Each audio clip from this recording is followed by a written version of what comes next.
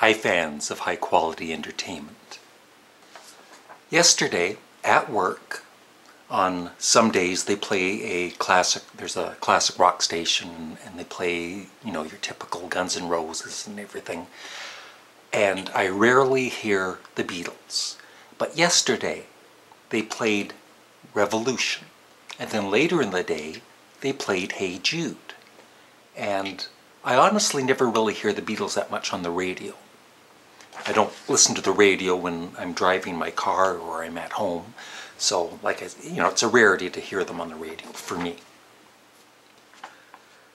And listening to Hey Jude reminded me of more than one person saying to me, some online and some in person, because I used to disc jockey back in the day,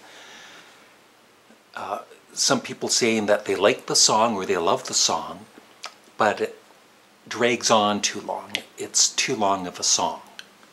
The ending part goes on for, 4 minutes, 5 minutes. And I've always loved it. That was my favorite part of the song. Now, one of the most hated Beatles songs, if you can call it a song, by not all Beatles fans, but some Beatles fans, is Revolution No. 9, which I absolutely love.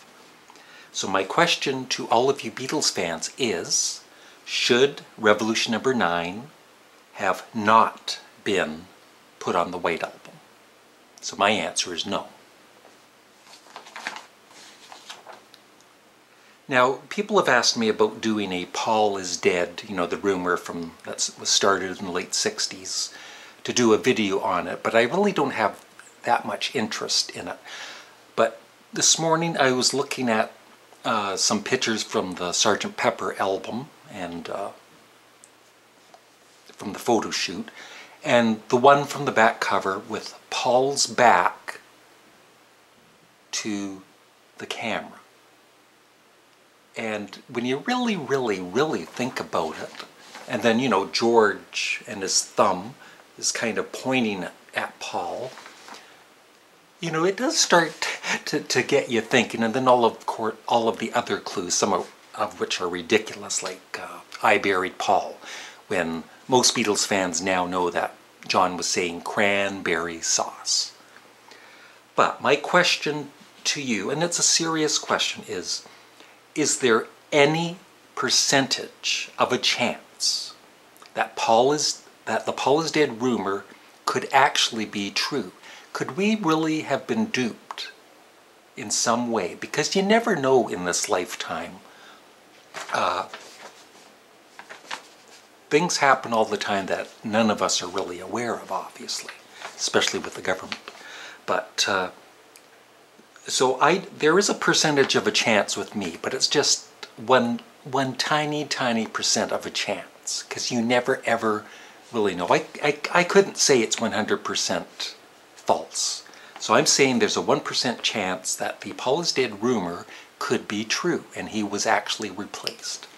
I have 2 questions left, because there's actually one more question I was thinking about yesterday, and then I sort of forgot about it, so I'm going to ask it.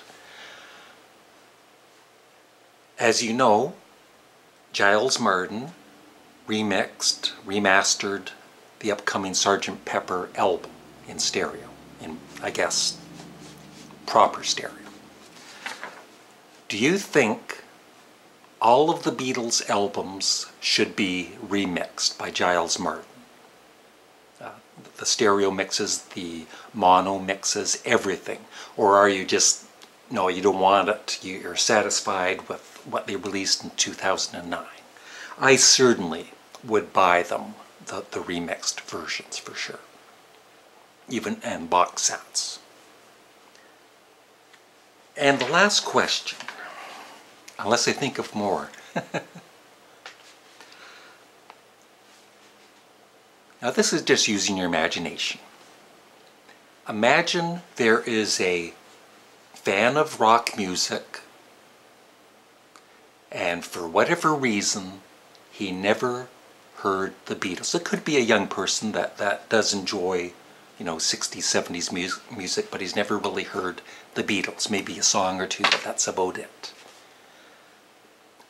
and you want to impress him, you want him to become a fan of the Beatles and show him how great they are.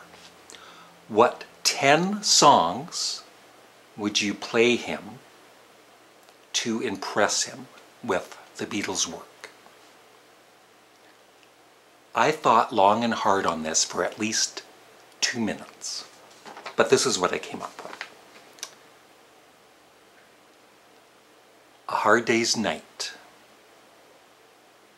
Ticket to Ride, Eleanor Rigby, Taxman, Tomorrow Never Knows, Strawberry Fields Forever, A Day in the Life, Hey Jude with the really long ending, While My Guitar Gently Weeps, and I Want You, She's So Heavy.